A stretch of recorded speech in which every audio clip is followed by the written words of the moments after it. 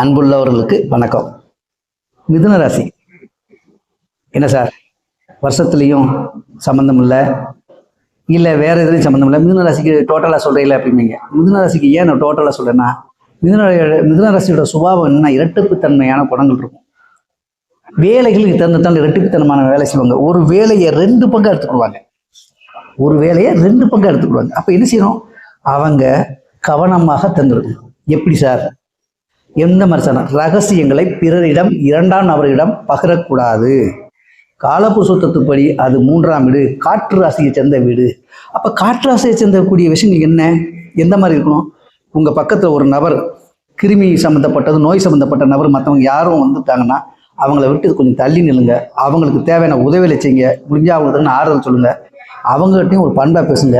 ஆனால் இதில் ஒரு விஷயத்தை நீங்கள் கவனிச்சுக்கணும். இந்த மிதுன ராசிக்காரங்க எல்லாருமே குழந்தைகிட்ட பாசத்தை காட்டினால நீங்கள் ஜெயிச்சிடுவீங்க. வீம்பு பிடிச்சவங்க, சண்டை பிடிச்சவங்க, வெறுப்பு பிடிச்சவங்க, நம்ம மேலே நோகடிக்கக்கூடிய வார்த்தை பேசக்கூடியவங்க மட்டும் பழகாதீங்க. குழந்தைகிட்ட பேசுங்க, குழந்தைகிட்ட பழகுங்க. அவங்களுக்கு தேவையான விளையாட்டு பொருளோ, ஒரு பேனாவோ, ஒரு பென்சிலோ, பேப்பரோ வாங்கி கொடுங்க. இல்லை அவங்களுக்கு தேவையான ஒரு மிட்டாயோ, விருப்பப்பட்டா அதுவும் கேட்டால் அதுவும் எதிர்பார்ப்பாக இருந்தால் செய்யுங்க. குழந்தைகளை செஞ்சிட்டீங்கன்னா நீங்கள் சீக்கிரத்தை ஜெயிச்சிருவீங்க.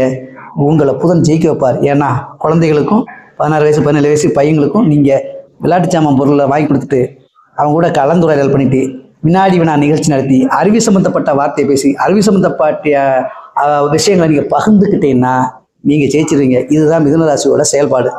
ஸோ இதை நீங்கள் கடைப்பிடிப்பீங்கிற நம்பிக்கையில் தான் நான் சொல்கிறேன். செய்யுங்க, ஜெயிச்சு காட்டுவீங்க. நன்றி.